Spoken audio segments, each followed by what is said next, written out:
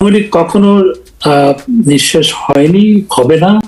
আওয়ামী লীগ আবার সগৌরবে স্বমহিমায় আওয়ামী লীগ অবশ্যই ফিরবে। আপনি বা শেখ হাসিনা কি কখনো আর বাংলাদেশ ফিরতে পারবেন বলে মনে করছেন?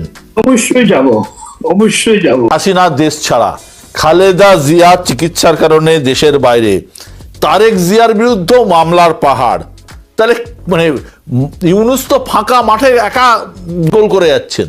না, মাঠ ফাঁকা থাকে না। বেগম জননেত্রী শেখ হাসিনা দেশের বাইরে বলে তার লক্ষ লক্ষ কোটি কোটি সমর্থক ফলোয়ার দেশে আছে। জননেত্রী শেখ হাসিনাও very much in the country, কারণ জননেত্রী শেখ হাসিনার সাথে সবার সাথে যোগাযোগ আছে। এটি তো 20 বছর আগের দেশ নয়।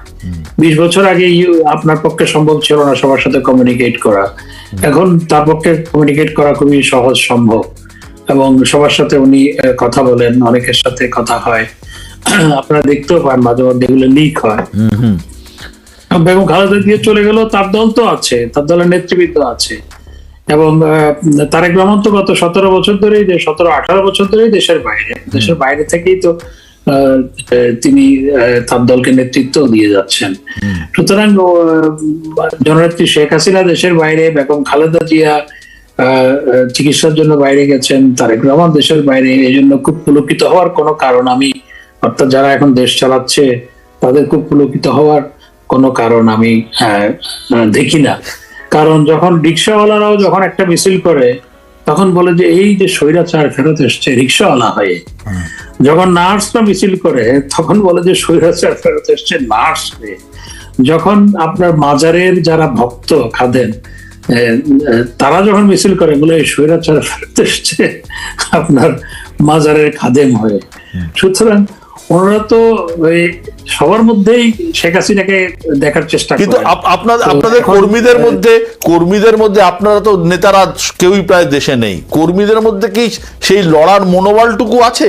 কর্মীদের মধ্যে যেটি এই গত 5 মাসে যেটি হয়েছে সেটি হচ্ছে, প্রথম 1 মাস কর্মীরা খুব ডেভাস্টেটেড ছিল, প্রথম 1 মাস, এবং পরের 2 মাস বা 1 মাস কর্মীরা ঘর বাড়ি ছাড়া হয়ে গেছে সবাই, কারণ পুলিশ বাড়ি বাড়ি গিয়ে নির্যাতন চালিয়েছে।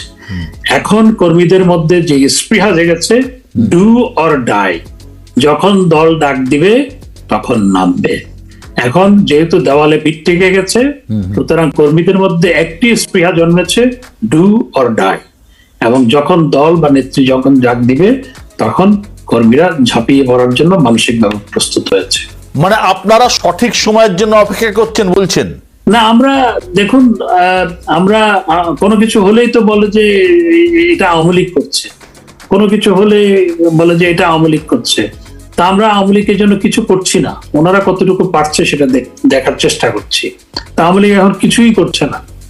10ই নভেম্বরের পরে তো আপনার আমরা আওয়ামী লীগ কোনো কিছুরই ডাক দেয়নি তো, এবং এখন আমরা দেখতে চাচ্ছি যে আসলে ওনারা কতটুকু কিভাবে দেশটা চালাচ্ছে, এবং সেটি করতে গিয়ে দেখতে পাচ্ছি যে তারা একে অপরের বিরুদ্ধে, যেভাবে সরকারের বিরুদ্ধে যারা ছাত্র নেতারা বলছে, সরকার আবার ছাত্র নেতাদেরকে মাঝে মধ্যে ধমক দেওয়ার চেষ্টা করছে।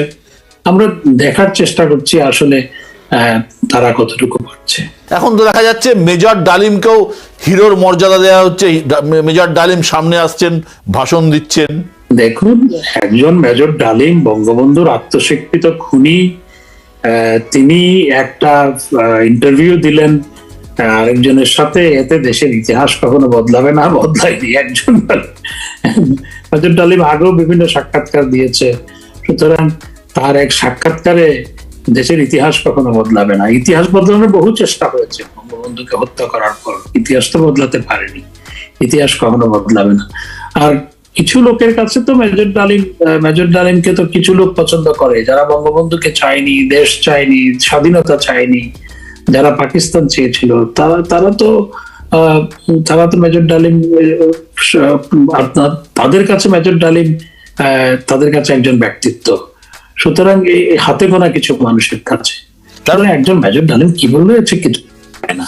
হাসান সাহেব, তার মানে আপনার কথা এটা পরিষ্কার, আপনারা যারা আওয়ামী লীগের শীর্ষস্থানীয় নেতা, শেখ হাসিনা, আপনি, ওবায়দুল কাদের এবং যারা আছেন, প্রত্যেকের সাথে প্রত্যেকের যোগাযোগ আছে এবং আপনারা সঠিক সময়ের জন্য অপেক্ষা করছেন যে কখন আপনারা এই সরকারের ব্যর্থতা এবং এই সরকারের নিজেদের মধ্যে যে ঝামেলা যেটা চলছে বলে আপনি মনে করছেন সেটা আপনাদেরকে আবার নির্বাচনে অনেকটা এগিয়ে দিতে পারে বলছেন যদি নির্বাচন হয়। আমরা চাই দেশটা ভালো থাকুক, কিন্তু আমরা যেহেতু আমাদের নেতাকর্মীদের উপর এই ধরনের নিপীড়ন নির্যাতন এটি বন্ধ হোক, আমরা চাই এটি বন্ধ হওয়া প্রয়োজন। এবং তারা এটি করে আমাদের নেতাকর্মীদের মধ্যে, সমর্থকদের মধ্যে ডু অর ডাই সিচুয়েশন অর্থাৎ মনোবৃত্তি তারা তৈরি করে দিয়েছে। আমরা দেশে কোনো বিশৃঙ্খলা হোক সেটি চাই না। আমরা দেশ ভালো থাকুক, দেশে একটি সুষ্ঠু, অবাধ, নিরপেক্ষ লেভেল প্লেইং ফিল্ডের মাধ্যমে সবার জন্য সমান আপনার লেভেল প্লেইং ফিল্ড তৈরি করে সেটির মাধ্যমে একটি নির্বাচন হোক। সেই নির্বাচনে যারাই সরকার গঠন করবে সেটি যেই দলেই হোক আমরা সেটিকে স্বাগত জানাই। আমরা চাই দেশ ভালো থাকুক। এবং আমি যেটি মনে করি দেশে politics of denial, politics of confrontation, politics of hatred বাংলাদেশে প্রচুর হয়েছে। এই জায়গা থেকে উত্তরণ প্রয়োজন। যে আমাদের দেশে এমন একটা সংস্কৃতি দাঁড়িয়েছে এখন যে বিএনপির দাওয়াতে, আওয়ামী লীগের দাওয়াতে বিএনপি আসছে না, এবং অন্য দলের দাওয়াতে অন্য দলের নেতারা যায় না। সামাজিক সম্পর্ক পর্যন্ত রাখা যায় না। কারোর সাথে সামাজিক সম্পর্ক হলো তাহলে সেটা নিয়ে আবার অনেক প্রশ্ন তোলা হয়। এটি তো রাজনীতিতে হওয়া উচিত না। আমরা যে যার দল করব, আমাদের মধ্যে সামাজিক সম্পর্ক থাকবে এবং আমরা একে অপরের সমালোচনা করব, এবং দিন শেষে আমরা সামাজিক জীব, আমরা সমাজবদ্ধভাবে থাকবো। এবং একটি দল করলে আরেক দলের সাথে কথা বলা যাবে না, আরেক দলের বিয়ে শাদীতে যাওয়া যাবে না, আরেক দলের দাওয়াতে যাওয়া যাবে না, আরেক দলের সাথে বসা যাবে না, ছবি তোলা যাবে না। এই সংস্কৃতি থেকে বেরিয়ে আসতে হবে। এবং একটি দল ক্ষমতায় গেলে আরেক দলকে একেবারে পিটিয়ে ঠেঙ্গিয়ে আপনার এলাকা ছাড়া করতে হবে, দেশ ছাড়া করতে হবে। এই যে সংস্কৃতি, এটি তো কোনো দেশের জন্য কখনো ভালো নয়। এই জায়গা থেকে দেশকে বের করে আনতে হবে। সবাই মিলে আমরা একযোগে দেশের জন্য কাজ করব, আমরা একে অপরের সমালোচনা করব, কিন্তু আমরা একই সাথে সবার সামাজিক সম্পর্ক থাকবে। এই জায়গায় দেশকে নিয়ে যাওয়া দরকার, রাজনীতিকে সেই জায়গায় নিয়ে যাওয়া দরকার। কেউ বলছে, আমার দুটো সেট প্রশ্ন আছে। কেউ বলছেন বাংলাদেশের যা বর্তমান অবস্থা, বাংলাদেশ হয়তো সিরিয়া বা আফগানিস্তানে পরিণত হবে। দেখুন, সিরিয়া হওয়ার তো খুব একটা বাকি নেই, কারণ যে পরিস্থিতি, কোন সভ্য সমাজে একটি কুকুরকেও টাঙিয়ে রেখে পিটিয়ে হত্যা করতে পারে? কোন সভ্য সমাজ একটি কোন কুকুরকে যদি আপনার ঝুলিয়ে রেখে পিটিয়ে হত্যা করা হয়, মানুষ প্রতিবাদ করবে না? সেটি কি কোনো সভ্য সমাজে হওয়া উচিত নয়।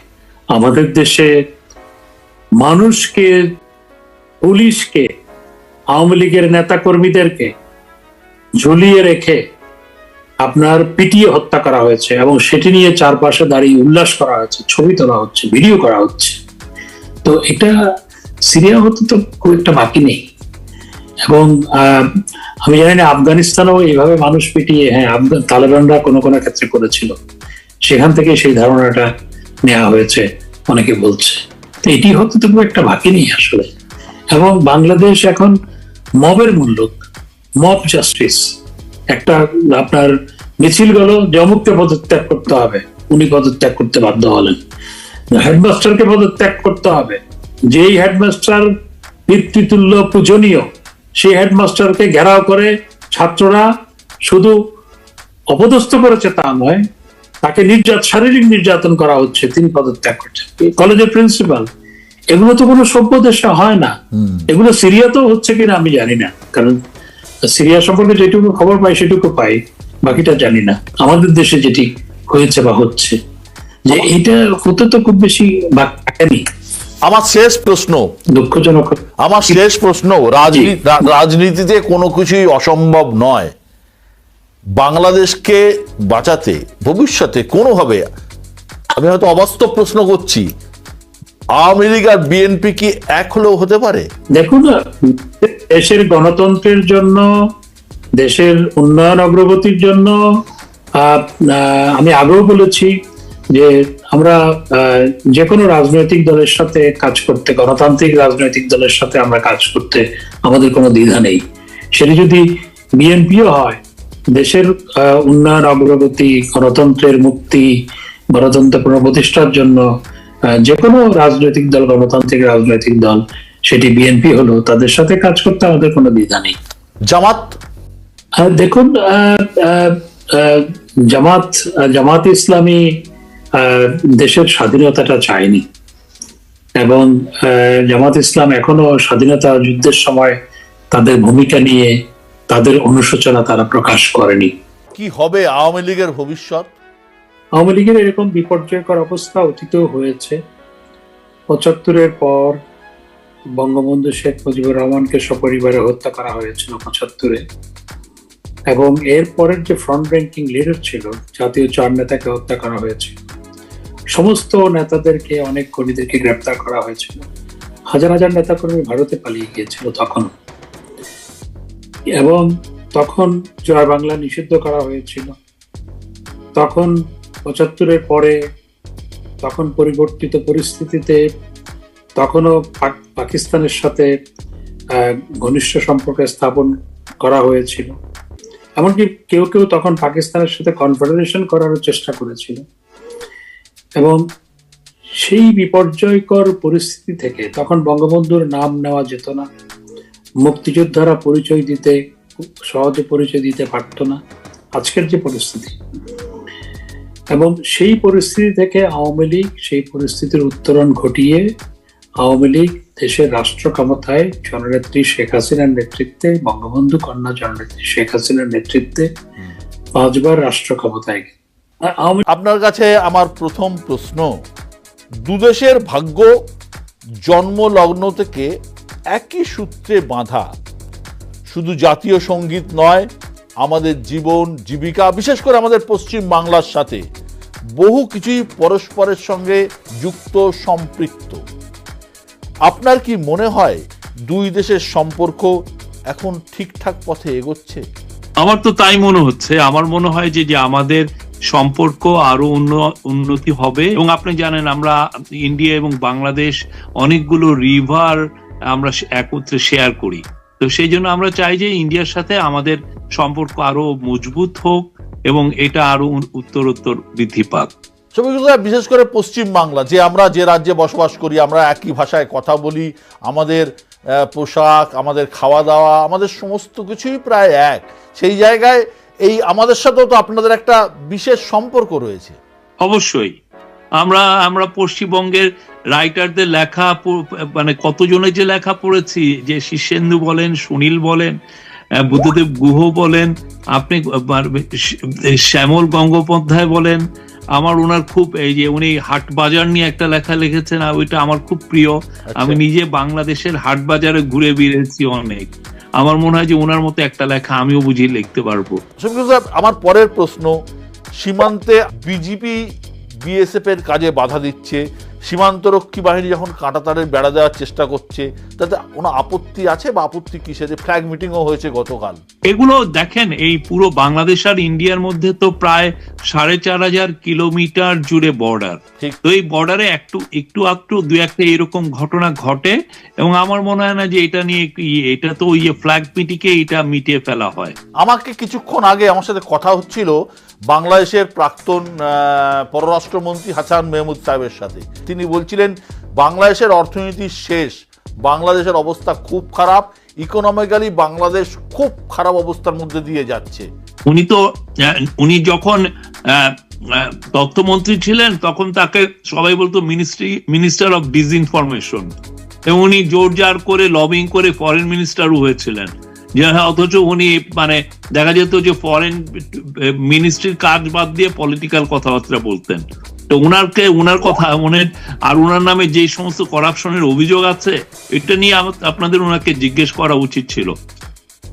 আমি যেটা বলতে পারি আপনাকে ডেটটা দেখিয়ে, যে বাংলাদেশের আপনি এক্সপোর্টের কথা ধরেন, এক্সপোর্ট বাংলাদেশের একটা বড় ফ্যাক্টর যে আমার ইকোনমি কেমন চলছে সেটার একটা বেঞ্চমার্ক। এক্সপোর্ট আমাদেরকে বলছে যে সেপ্টেম্বরে আমাদের এক্সপোর্ট হয়েছে 7%, অক্টোবরে এটা 21%, 21 না প্রায় 22%, নভেম্বরে 16%, এই ডিসেম্বরে 18% গ্রোথ হয়েছে। তো একটা ভঙ্গুর ইকোনমিতে এরকম হওয়ার কথা নাকি? আর আপনি যদি ফরেন ট্রেডের কথা বলেন, চিটাগাং পোর্ট হচ্ছে আমাদের পুরো ফরেন ট্রেডের 95% তারা হ্যান্ডেল করে। ঠিক। তো 95 ওইটাও দেখা যাচ্ছে যে কন্টেনার আমাদের এক্সপোর্ট ইম্পোর্ট বেড়েছে, হ্যান্ডলিং বেড়েছে 7.5% মতো। আমাদের রিজার্ভ বাড়ছে প্রতিনিয়ত। আমাদের টাকা যেটা ওনাদের আমলে ক্রমান্বয়ে ডিভ্যালুয়েশন হচ্ছিল, টাকা একটা স্টেবল জায়গায় আছে।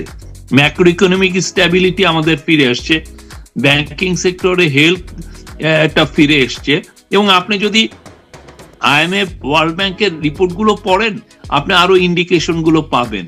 এই আজকেও একটা আমি অস্ট্রেলিয়ান গভর্নমেন্টের সাথে কাজ করতেন, IMF এখন আছেন, উনি একটা তার সাবস্ট্যাকে দিয়েছেন যে বাংলাদেশ ইকোনমি হ্যাজ বাউন্সড ব্যাক।